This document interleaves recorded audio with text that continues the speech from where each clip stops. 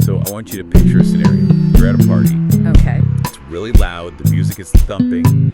And people are just shouting over each other to be heard. It's chaos. Right, a typical Saturday night. Exactly. And then you see someone in the corner. They aren't yelling. They aren't, waving their arms around, telling some big animated story. They're just standing there. Not just standing there like a wallflower. Right? It's different. No, yeah, that's the thing. They aren't hiding at all. They're absolutely still. But somehow that stillness feels louder than the guy screaming right next to the speakers.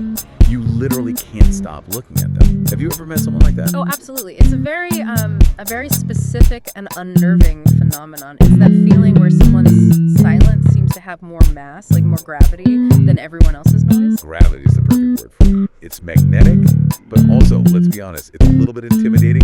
It triggers this weird mix of respect and is this person going to save me or eat me? Yeah, that primal response. So today we are doing a deep dive into exactly what that is. We're calling it high-definition presence. Which is a really great term for it. And we aren't just talking about, aura or vibes here. Yeah. We're looking at the actual mechanism behind it, which the source is called micro-emotion communication. It sounds incredibly technical, almost robotic, but it's actually deeply primal. What we're exploring today is how absolute disciplined stillness, combined with these tiny millimeter scale adjustments, can create really profound psychological shocks in the people watching you. We're talking about triggering awe, pleasure, or just raw, unadulterated authority. And look, I know this sounds like we're trying to turn everyone into statues, but the source material we have today is just wild. We've got protocols on masters of stillness, psychological breakdowns of micromotion mastery, and then we take a hard left turn into biology. Right, the biological research. Yeah, research on the vagus nerve and heart rate variability from Cedars-Sinai and light on anxiety. Plus, we're looking at guides on habit stacking, and this is where it gets a bit spicy human mating dynamics. Which we will absolutely get to. The mission here is pretty cool. We want to decode the physics of charisma. We really want to move away from that exhausted advice of fake it till you make it, puffing your chest out and acting confident, and look at how to actually broadcast a biological signal of high genetic fitness. So, where do we even start with the physics of this? Well, we have to start with the stillness to motion ratio. This is really the core concept. The sources break this down into two distinct phases found in what they call the master protocol.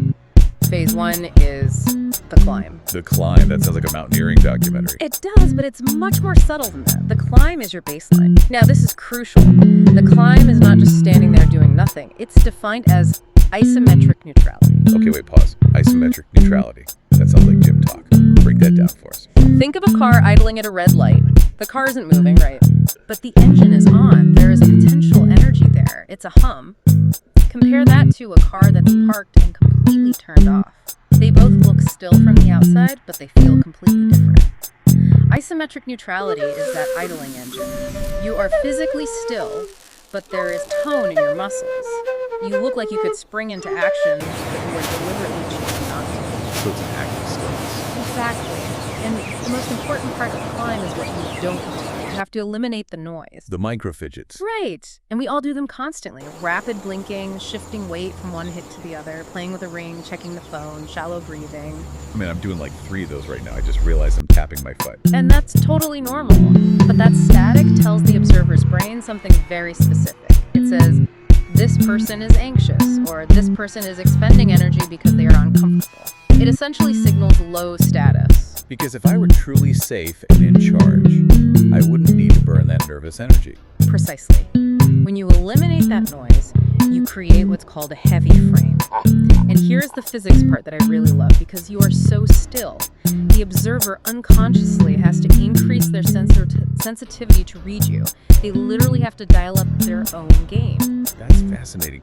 So by giving them less signal, you force them to pay more attention. You force them to lean in, their brain goes, wait, nothing is moving. I need to watch closer to see what happens next. That is the climb. You are building tension. Okay, so you've got them staring at you, waiting for something to happen. Then comes phase 2, which is the drop. The drop is the payload. Once the observer is sensitized because they've been watching this unnervingly still object, you execute a signature micromotion, just a millimetric shift. Because the background is so quiet, that tiny movement hits with the force force of a shout. Sources gave some incredible examples of this, and one that I think everyone can visualize immediately is the actor Mads Mikkelsen. Oh, the absolute king of micromotion, truly.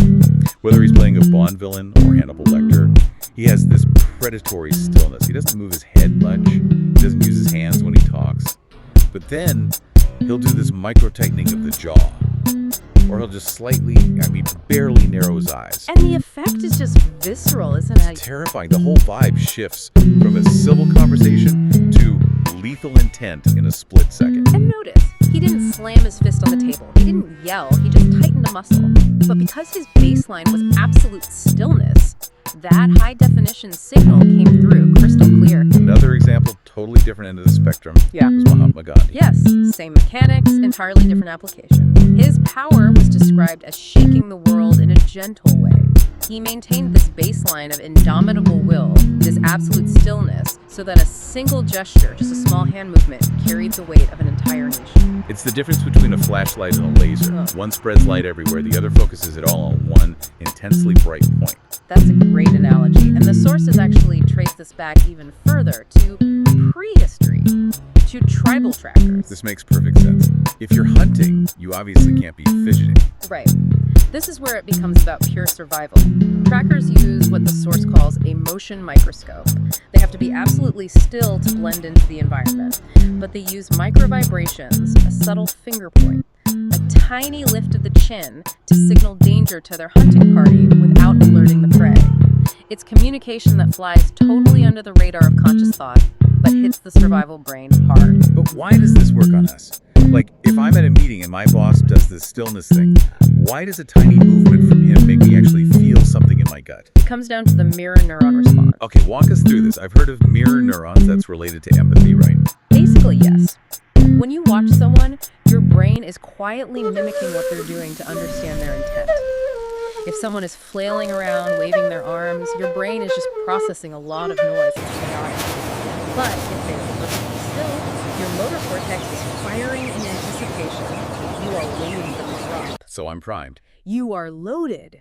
So when that tiny movement happens, a 3-millimeter chin lift, for example, your mirror neurons fire in high definition. You don't just see the movement, you feel the intent behind it in your own body. That is wild. You're literally hacking the other person's nervous system. But, and here is the big catch, and the sources were very adamant about this, you cannot fake the stillness. No, you absolutely cannot. Because if I'm standing there trying to be Mads Mikkelsen still, but inside I'm freaking out about my presentation, I'm going to leak, right? You're going to leak everywhere. Micro twitches, sweat, rapid blinking, your voice cracking. The body never lies. And this brings us to the biology of genetic calm. So we really need to distinguish between looking calm and actually being biologically regulated. Exactly. The sources from Cedars-Sinai and Light on Anxiety point to two key metrics here: heart rate variability, or HRV, and the vagus nerve. Let's unpack HRV first, because I feel like my Apple Watch tracks this, but I never actually know what it means. I usually think a steady heart rate equals good, but here high variability is better. In the context of resilience, yes. Think of it this way. You don't want your heart beating like a rigid metronome. That actually means your system is stressed and locked in. High HRV means your heart is responsive. It speeds up slightly when you inhale and slows down when you exhale. It can flexibly shift between stress and relaxation. High HRV is the biological engine that allows you to maintain the climb. It's like the suspension system for your stress. Perfect, yes. And the vagus nerve is the highway for all of this. The superhighway. It connects your brain, your heart, and your gut. When the vagus nerve is toned and active, it signals safety to the body. That signal is what kills the fidgets. It lowers the noise floor of your nervous system so the high-definition signal can get through. The sources actually provided some actionable drills to stimulate this, which I loved, because I can do them in the car before I walk into a stressful situation. But I have to be honest, some of them sounded a little out there. I know exactly where you're going with this. Let's start with the breathing. 4-7-8 breathing. That seems pretty standard. It is, but it's incredibly powerful. You inhale for 4 seconds, hold for 7, exhale for 8. The magic is really in the exhale. That long, slow exhale physically forces the vagus nerve to tell your heart to slow down. It's a literal biological brake pedal. Okay, I buy that. What about cold exposure? That triggers the diving reflex. Splashing cold water on your face instantly slows the heart rate. It's hardwired into all mammals. Fine. But then they mentioned humming and chanting. chanting. I know. You aren't going to sit in a corporate board meeting and start chanting. Exactly. Yeah. Excuse me, everyone. Just need to hum for a bit before we go over the quarterly earnings. But here's the physics behind it. The vagus nerve runs right past the vocal cords. Humming or chanting creates physical vibrations in the throat that stimulate the nerve directly. It's essentially a massage for your nervous system. So it's purely mechanical, not spiritual. 100%. If you see someone humming quietly to themselves backstage before a big talk, they aren't just carrying a tune, they're mechanically tuning their nervous system to eliminate anxiety static. Okay, so we've got the physics, we've got the biology, we know how to calm the machine down. Now let's take this into the wild. The sources had a fascinating segment on natural negotiation, specifically in mating and courtship. This is the high-stakes environment where high-definition presence really shines, or fails miserably. Right. Think about a crowded bar or a big social event. It's chaotic, high noise. The typical advice, the loudest one person in the room. Peacock. Look at me. And the sources argue the exact opposite. They talk about being the still point. Remember the orientation response we talked about earlier? The brain noticing what's different. Yes. In a blur of motion, the human brain is hardwired to lock onto the thing that isn't moving. So by doing less, you literally become the most visible thing in the room. Precisely. And it signals something very specific, the alpha still signal. Now, don't get hung up on the word alpha like it's some aggressive bro science thing. In this context, it simply means genetic calm. It's confidence without the aggression. Right. Absolute stillness implies high testosterone, or just high confidence, paired with low cortisol, meaning low stress. It says, I have the energy to handle this room, but I am so safe and in control that I don't need to move. That is a massive indicator of genetic fitness. There was this concept of the verbal decoy versus HD presence. I found this really strategic. It's brilliant. The idea is that you use words, the verbal layer, as a decoy to keep the other person's conscious mind busy. You're just chatting, talking about the weather, keeping it light. So the mouth is just saying small talk. But underneath, your HD presence is negotiating directly with their limbic system, their emotional brain.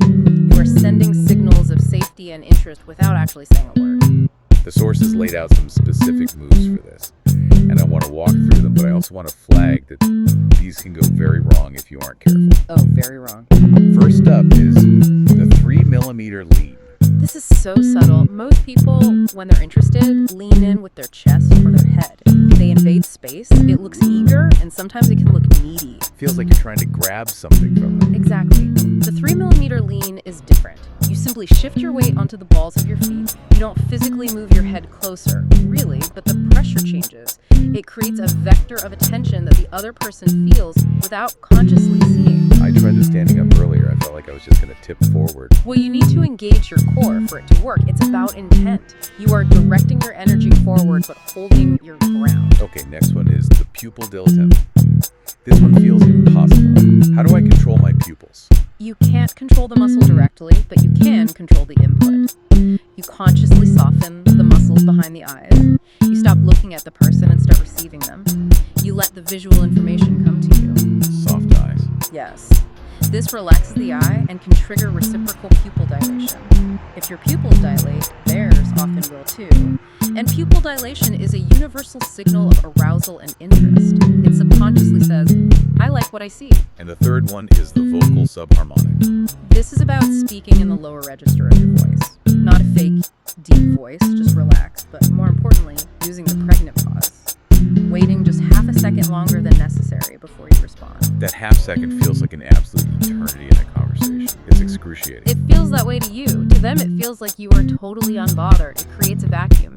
It forces the other person to lean in, literally and metaphorically, to fill that space. It asserts that you are operating on your own time. But wait, how do we know if any of this is actually working? The sources talk about verifying the negotiation using honest signals. Right, the autonomic nervous system responses. These are physiological reactions that simply cannot be faked. We just mentioned one, mydriasis, or pupil dilation. The involuntary expansion of the pupil because of a dopamine release. What else could we be looking for? Another major one is the vasocongestion. Which is what, exactly? Like blushing?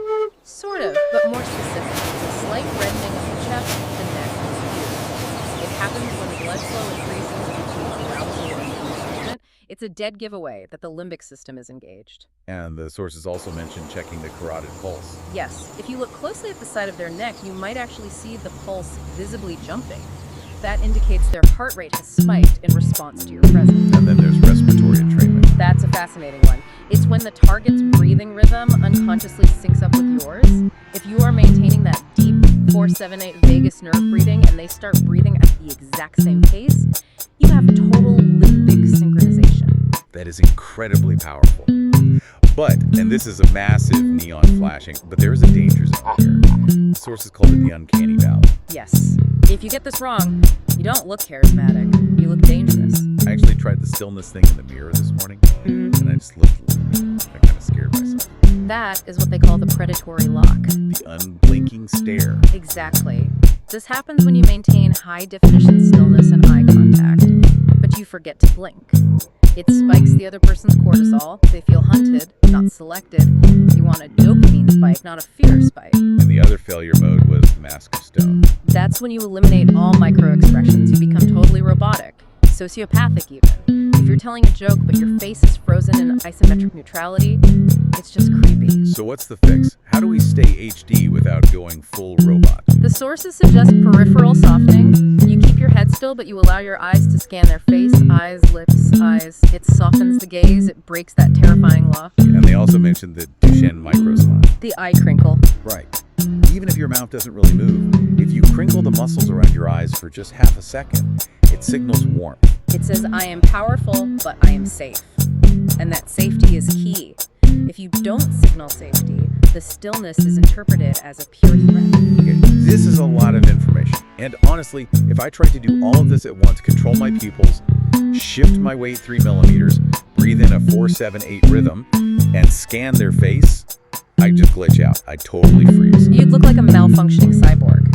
That's exactly why the section on habit stacking is so important. You cannot learn this all at once. You have to stack it. This comes from the Life Skills Advocate and Matcha sources. The formula is really simple. After my existing habit, I will do my new present skill. Right. You anchor the new skill to something you already do on absolute autopilot. So give us some examples from the protocol. How do we sneak this into a normal day? Okay, let's look at the morning routine. After the alarm goes off, that's the trigger. You take 3 deep breaths. That's the baseline reset. You do this before you check your phone, before you stress about the day. What about grooming? After brushing your teeth, you gargle. Again with the throat stuff.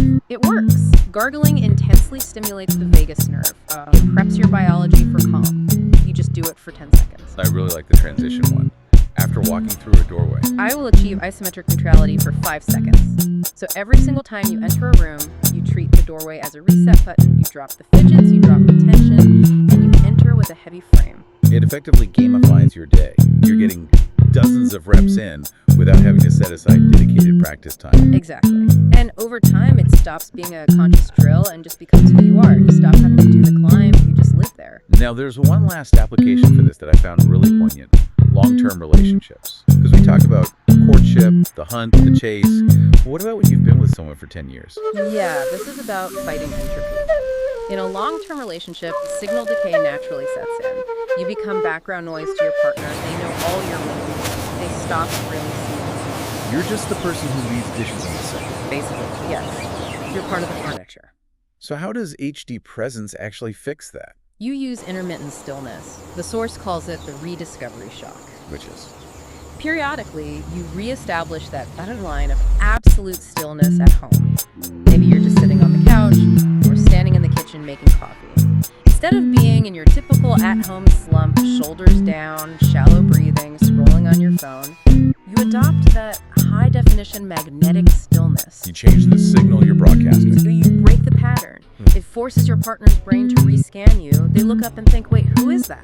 It breaks the habituation. It brings a little bit of mystery back. It reminds them that you are a separate, powerful entity, not just their roommate. It's powerful stuff. It's really amazing how much of communication we think is about finding the right words, the right jokes, the right arguments, but so much of it is just pure physics and biology. Yeah, it really is. And the biggest takeaway for me across all these sources is that true presence isn't about doing more, it's about doing less, but doing it with extreme precision.